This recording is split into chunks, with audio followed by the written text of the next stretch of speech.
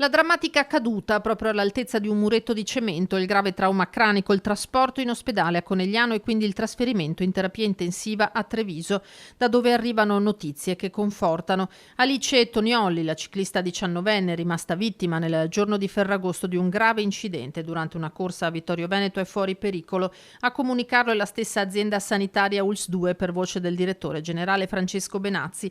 Alice rimane in prognosi riservata ma non è in pericolo di vita, anche se per poter sciogliere la prognosi bisognerà attendere almeno 2 o 3 giorni. L'incidente è occorso alla 19enne di Mezzo Corona in provincia di Trento, in forza prima la Breganze Millennium e ora la Top Gills Fassa Bortolo e più volte in azzurro, ha tenuto a lungo con il fiato sospeso non solo il mondo sportivo ma anche la comunità di Vittorio Veneto.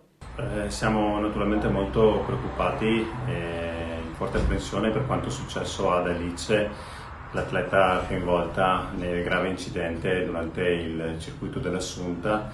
Era una gara tutta femminile, molto partecipata, è stato veramente un grave incidente e stiamo seguendo ora dopo ora l'evolversi della situazione. Determinante è stato l'intervento del medico di gara, che ha subito compreso la gravità delle condizioni della ragazza e prestato i primi decisivi soccorsi in attesa dell'arrivo dell'elisoccorso di Treviso Emergenza. Ancora da accertare le cause dell'improvvisa caduta dell'atleta, che oltre al trauma cranico ha riportato fratture multiple al costato e a una gamba.